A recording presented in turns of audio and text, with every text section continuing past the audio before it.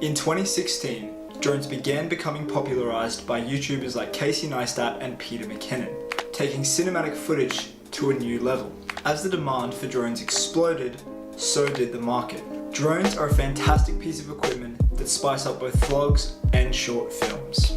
As well as providing a new way to set the scene, they create a fantastic opportunity to work it into your B-roll or use it just to establish and open the vlog. The problem with drones is that the good ones don't come cheap. That was until August 2018 when DJI released their new model, Spark. This hand-sized drone is the perfect balance between affordability and quality.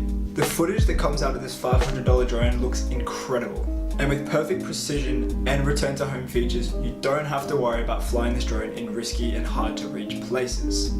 To be honest, my expectations for this device were pretty high, and it's fair to say that DJI is still impressed.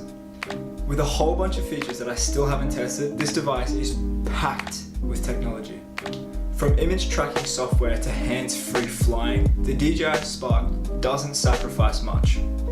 1080p video and 30 frames per second, as well as customizable brightness and color settings, literally makes it outperform anything in its price range.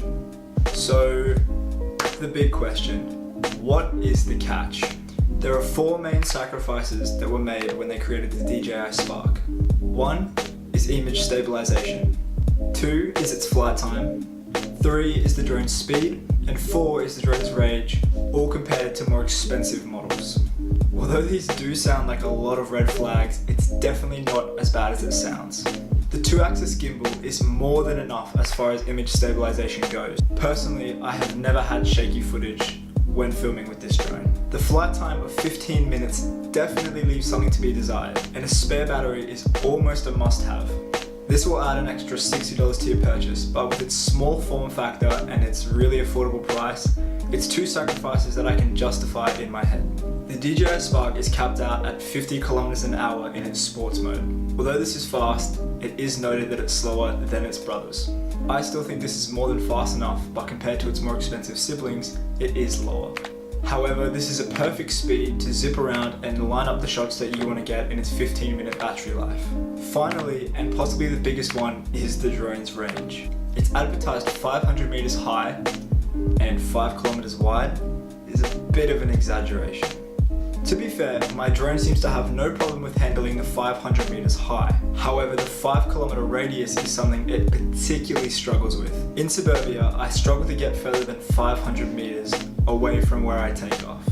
It might not sound like a lot, but it's never really put me in a position where I can't get the shots I want, but it is notably smaller than the 5 kilometers they advertise. So, in conclusion, this drone is personally one of the best purchases I have made. Not just because of the new element it brings to my videos, but also because I really enjoy flying it. It's almost as much of a toy as it is a tool. Simply put, it makes the most ordinary things, whether it's flying over suburbia or, going over a farm, look absolutely incredible, and it's a must-have drone for anyone looking for a budget device. Oh Jesus, okay.